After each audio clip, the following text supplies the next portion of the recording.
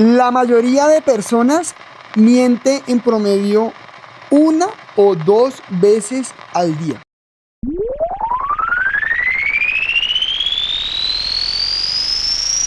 Queriendo definir el concepto de la mentira, se puede entender, desde varias acepciones tienen este concepto, pero podemos poner tres o dos.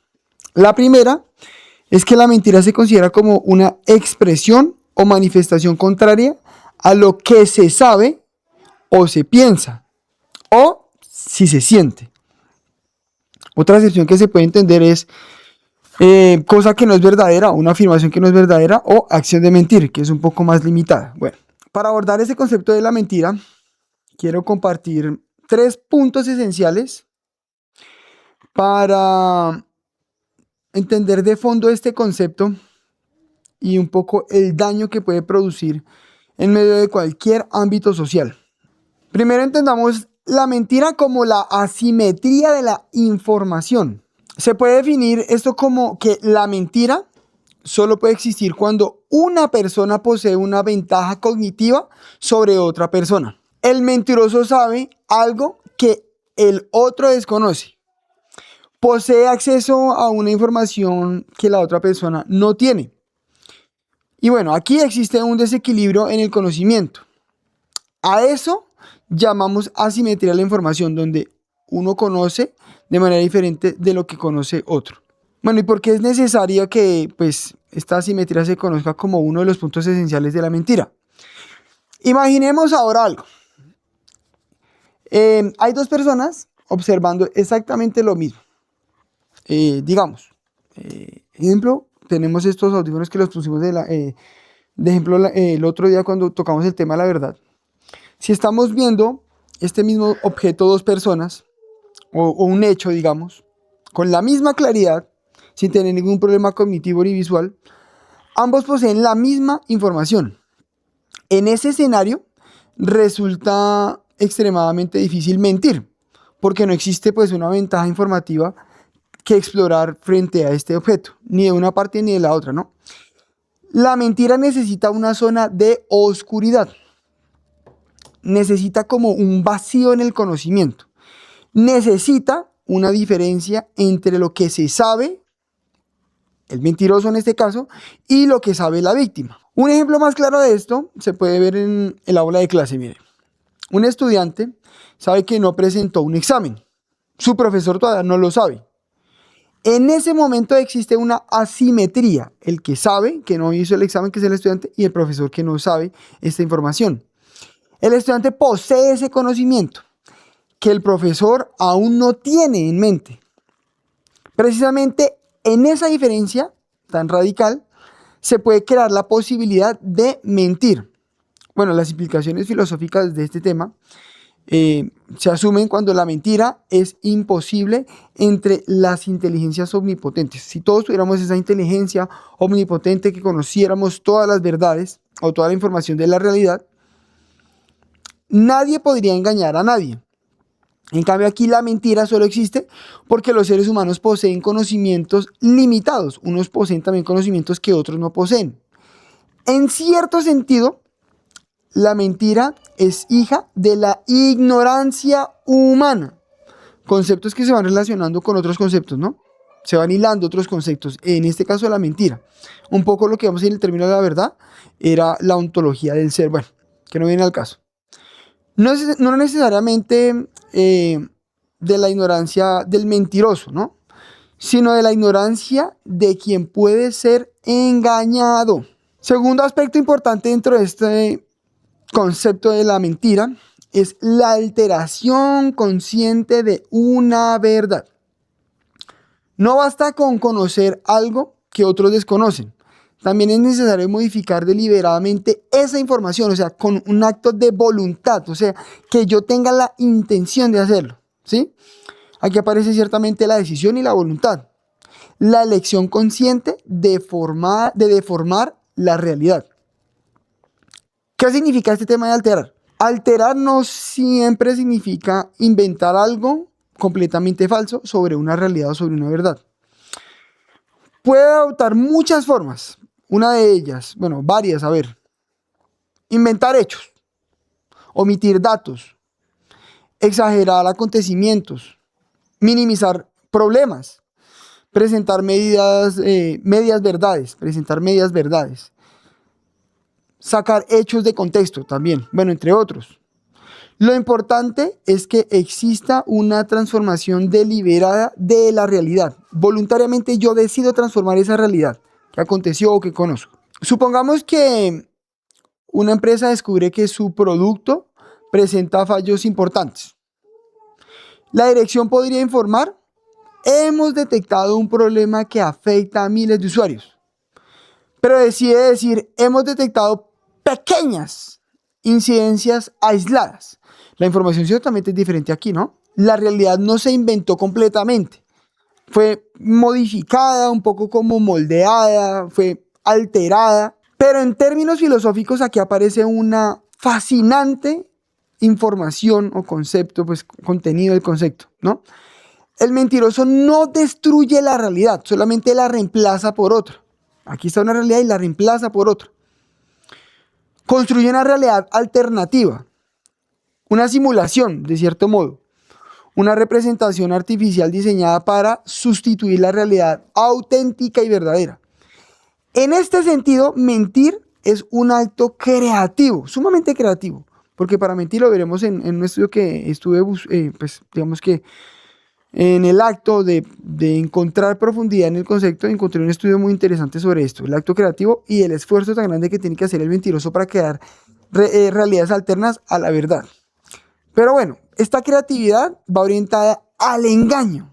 Como tercer aspecto del concepto de la mentira, también está de suma importancia y presente en el concepto la intención de engañar al otro. Este es el núcleo absoluto de la mentira.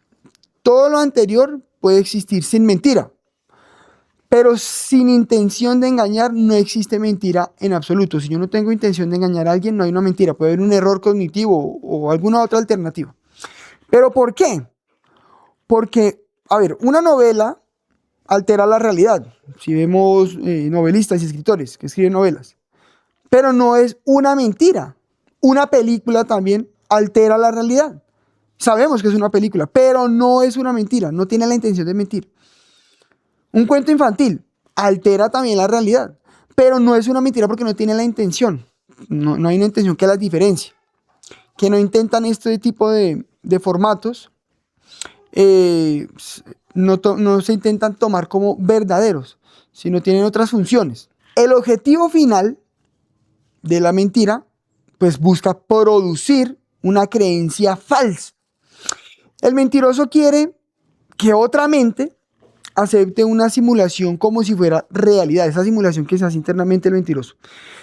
Quiere ocupar el espacio que debería ocupar la verdad en la mente de otro. Eso es problemático, eso es sumamente problemático. Quiere que la ficción sea confundida con los hechos. Podríamos entender la mentira como una especie de invasión a la conciencia ajena. ¿Por qué? Desde una perspectiva filosófica profunda, la mentira es un intento de intervenir en la conciencia del otro o del ser humano, de otro ser humano. No se limita a emitir sonidos o palabras sin un sentido, no. Busca modificar lo que otro piensa, busca modificar lo que otro cree, busca modificar cómo otro interpreta el mundo. ¿Por qué se puede considerar a la mentira como un problema moral? Aquí aparece la preocupación de, en un filósofo, es Immanuel Kant. Cuando una persona toma decisiones basándose en información falsa, ya no está actuando plenamente sobre la realidad. Está actuando sobre una representación fabricada por otros. En ese sentido, el engaño reduce la autonomía intelectual de quien es engañado. En última instancia, la mentira puede entenderse como una colonización mental del otro. Podríamos decir que la intención de engañar conviene, o más bien convierte, la mentira en una forma de colonización de la mente del otro. El mentiroso intenta sustituir la realidad por una construcción propia, ¿no? Que es subjetiva. Intenta ocupar ese lugar que le pertenece a la verdad y la ocupa con algo falso. Quiero puntualizar ahora unos principios fundamentales para entender este concepto de la mentira un poco con más profundidad. Y quiero iniciar por el principio de la discordia interior. ¿Cómo podemos entender eso? La mentira implica una separación entre el pensamiento y la palabra. Quien miente dice algo diferente de aquello que cree. Se produce una fractura entre lo que piensa, lo que sabe y lo que comunica a los demás o a otro, entre interlocutores, ¿no? San Agustín sostiene que la mentira ocurre cuando se tiene una cosa en la mente y se expresa otra mediante las palabras. Lo que yo tengo en la mente no se configura en concreto con las palabras que estoy diciendo. Bueno, y además que tiene la intención, ¿no? Las implicaciones de esto, pues bueno, la mentira introduce una división interna en el sujeto. Por ello, muchos filósofos consideran que la mentira daña primero al mentiroso, al que predica esa mentira, ¿no? Antes que a la propia víctima, porque ahí es un esfuerzo mental fuerte para cambiar una realidad. Un segundo principio es la manipulación del otro o el deseo de manipular el otro. Toda mentira utiliza a otra persona como objeto de manipulación. El mentiroso busca influir sobre las decisiones y las emociones del otro o creencias de alguien en particular, mediante esa información falsa que dice. También aquí encontramos un poco de Immanuel Kant sobre supuestos de derecho a mentir por filantropía, donde sostiene que la mentira convierte a otro hombre en un mero instrumento. Las implicaciones de esto pues se asumen como que la mentira destruye la autonomía racional del otro, de la persona que estoy engañando. Si las decisiones humanas dependen de información falsa, la libertad queda comprometida, absolutamente.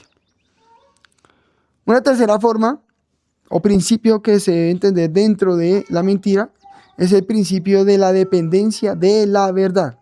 Bueno, paradójicamente, la mentira solo existe porque existe la verdad. Si no, no existiría la mentira. La mentira necesita apoyarse sobre la expectativa social de sinceridad. Uno va por el mundo y no espera que le vayan mintiendo. Ciertamente uno espera que sean sinceros cuando le dicen a uno algún tipo de afirmación sobre alguna realidad en particular. Si nadie creyera nunca a nadie, mentir sería imposible. Porque de entrada, si yo digo algo, ya todos me van a concebir o me van a pensar como que, venga, tengo que tener cuidado porque esto ya puede ser mentira, ¿sí? Nunca se podría mentir. No habría, inclusive la realidad sería imposible. Quiero aquí ver a una filósofa importante, que es Hannah Arendt, y lo habla en Verdad y Política. Arendt observa que el mentiroso depende de una realidad compartida que precisamente intenta distorsionar. Las implicaciones de esto es que la mentira es un parásito de la verdad. No puede existir independientemente de la verdad. Un cuarto principio, el principio de la confianza social. La convivencia humana depende de una persuasión básica de la honestidad. Las instituciones, contratos, promesas, las leyes, funcionan porque existe el nivel mínimo de confianza. Y esto lo podemos ver con Thomas Hobbes en el Leviatán. Hobbes muestra que la cooperación social sería imposible sin algún grado de credibilidad mutua. La mentira erosiona el capital de confianza que sostiene la sociedad si no fuese posible esta, digamos, la confianza entre los individuos. Ahora bien, hay un estudio que encontré al respecto de pues, este tema de la mentira, que se titula, bueno, Estudio cognitivo de la mentira humana. Ahí están los autores, pueden chequearlo. Dice que es de la UANL. Tocará mirar un poco más de fondo. Es la Universidad Autónoma de Nueva León y presenta este estudio con puntos interesantes. Pero yo trataré de resumir como lo que me parece más importante dentro del estudio, haciendo digamos que consensuadamente revisándolo. Y hay dentro de la introducción y digamos que el contexto cognitivo algunos puntos esenciales. Primero, la frecuencia de la mentira, con lo que iniciaba yo este espacio de donde quiero compartir el concepto de la mentira. Nos indica el estudio que en promedio la mayoría de las personas miente al menos 1 o 2 veces al día, siendo el engaño una capacidad que se desarrolla tempranamente en la infancia, entre los 2 y 5 años más o menos. También se encuentra el problema de la detección de mentiras. Es complejo medir no sino enterarnos o detectar la mentira de otro, ¿no? Si nos dice mentiras. El éxito promedio para detectar una mentira es de apenas del 50%, una tasa que parece ser está entre lo que se considera el azar, que aplica tanto para personas comunes como para profesionales entrenados. Esto cuestiona si la experiencia acumulada realmente ayuda a identificar el engaño, porque uno pensaría, no, venga, yo tengo mucha experiencia en mi vida profesional, académica, en la sociedad, y de manera inevitable puedo tener una alta tasa de detección de la mentira, pero no es así. Otro aspecto importante es la carga cognitiva versus a la ansiedad. Decir mentira, según el estudio, requiere un mayor esfuerzo y recursos cognitivos si lo comparo con el acto de decir la verdad.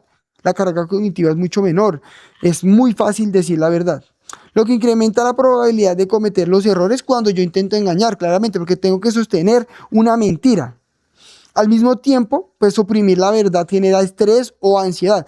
Por eso vemos el tema de los polígrafos, porque generan ese tipo de reacciones físico-químicas, fisiológicas en el ser humano. Esto claramente provoca fallas, pues en el detector, cuando hacen estos estudios de polígrafo, el detector de mentiras puede detectar estos fallos. Hay una serie que se llama Lie to Me. Estuve viendo el resumen de algunos capítulos es sumamente interesante y pertinente para este caso del estudio del concepto de la mentira, porque hay todo un estudio, digamos que de aspectos físicos, un poco también internos que se expresan por medio de la voz o algunas actitudes, algunos tips. Y el personaje principal muestra como en una, ahorita lo voy a poner también el link para que lo puedan ver, en la prueba piloto que se hizo, muestra un poco estos aspectos que evidencia el estudio sobre la mentira. Bueno, ¿qué hay? Dentro de un procedimiento dual, la investigación plantea que la detección se guía por dos mecanismos paralelos, principalmente dos mecanismos. El primero es un procedimiento periférico. ¿Qué quiere decir esto? Vía sensorial, por los ojos, yo puedo detectar, o por los oídos. Bajo un nivel automático, aquí sí, a ver, dentro de la actitud normal de la persona hay un acto autónomo y automático de hacer y decir las cosas. Cuando me mienten, hay un esfuerzo que ya deja de ser automático, ¿no? Estos gestos se pueden ver y escuchar. El otro procedimiento es el procedimiento central. Son procesos cognitivos de alto rango, que lo vemos en esa serie. Hay un detalle que lo presenta. Son conscientes y basados en la experiencia o en la cultura. Hay 3 estudios experimentales que hacen pues este estudio, valga la redundancia, y pues se presentan los hallazgos. Bueno, frente al primer estudio, la edad en la detección de las mentiras. Tiene un objetivo, aquí en este primer estudio, es analizar cómo varía la capacidad de detección según la edad, dividiendo pues en niños, jóvenes y adultos, ¿no? Evaluando la exactitud, la discriminación y el nivel de seguridad que tienen a la hora de detectar las mentiras, ¿no? O la calibración que tienen para detectar las mentiras. Al ver videos de personas que mentían o pues decían la verdad, entonces este fue como el filtro, ¿no? Seguidamente encontramos unos resultados que sorprenden dentro del estudio. Los niños y los jóvenes fueron más acertados que los adultos en detectar mentiras. Los adultos mostraron un desempeño muy bajo en exactitud de detectar mentiras. Se descubrió en este estudio que los adultos cometen más errores a la hora de tratar de detectar una mentira, pero cuando aciertan, tienden a estar sumamente seguros de su predicción. Bueno, la explicación de esto, lo que sugiere es que los niños son más precisos porque aún no han sido sumergidos en prejuicios o en estrategias culturales eh, o sospechas infundadas. A fin de cuentas, pues no funcionan este tipo de asuntos dentro de los niños porque pues no se han sumergido en estas realidades, ¿no? El segundo estudio es el impacto del estudio cognitivo. El objetivo que tenía era evaluar el estilo de procesar información del detector, visual, auditivo o multimodal, mixto, ¿no? Afecta su habilidad al ser expuesto a diferentes tipos de claves, como videos solo con imágenes, solo con audio o combinados. Bueno, ¿qué pasa con los resultados de este estudio? El estudio cognitivo fue el que mejor resultados dio para la discriminación de cuántas veces se les mentía a las personas, ¿no? Pero mostraron el peor índice de calibración, seguridad real sobre sus aciertos, ¿no? Esto apoyó en parte la literatura que dice que el tono de voz da buenas claves, pero revela que no cubre toda la realidad cognitiva. El estudio multimodal o el mixto mostró el efecto opuesto. Fueron malos discriminando la mentira, pero muy buenos en su calibración. La conclusión de esto que resulta ¿cuál es? El uso de las múltiples fuentes de información a la vez genera interferencias. Esto contradice la idea popular de que a mayor información y recursos empleados, mayor exactitud. La contradice totalmente porque no fue así en la práctica. Un tercer estudio presenta las reglas y el álgebra cognitiva en el juicio. El objetivo era determinar si los seres humanos usamos reglas intelectuales o estructuradas, digamos que una álgebra cognitiva se entiende por esto, para procesar los antecedentes conceptuales de una posible mentira. Bueno, su habilidad, el tipo de mentira o su expresión corporal. ¿Qué resultó con esto? Los resultados sin video, ¿no? Solo lectura de los escenarios. Cuando los jueces solo leían sobre el perfil de una persona, actuaban procesos cognitivos superiores basados en reglas matemáticas exactas para medir la certeza del engaño, ¿no? La regla sumativa es el grado de certeza como, digamos que igual a la habilidad para mentir más el tipo de la mentira. La regla multiplicativa entiende el grado de la certeza, que es igual a la expresión corporal, la habilidad para mentir, por ejemplo, saber que alguien es bueno para mentir reduce drásticamente la certeza del detector si el sujeto gesticula, por lo menos. Los resultados con video disponible, pues presentaron que cuando a los participantes se les permitía ver físicamente al sospechoso en un video, anulaban por completo las reglas lógicas y el contexto previo. El cerebro ignoraba los antecedentes y basaba la decisión casi de forma exclusiva en los estímulos sensoriales inmediatos, visuales o auditivos. Las conclusiones principales del estudio pues, arrojan puntos fundamentales para esto. Primero, que pues, la presencia física anula el juicio lógico. Evolutivamente, los mecanismos de procesamiento sensorial periférico, detectar claves visuales o auditivas directas, son primarios y biológicamente tan potentes que inhiben o apagan los procesos cognitivos superiores de razonamiento cuando tenemos a alguien enfrente. Un segundo aspecto es que los niños tienen ventaja. Pues claramente al no tener estrategias sociales aprendidas que estorban, sus índices de exactitud naturales, claramente, son más limpios y precisos en entornos controlados, porque no lo miraron en entornos que no podían controlar claramente, ¿no? El mito de más información es mejor, eso quedó como mito según este estudio.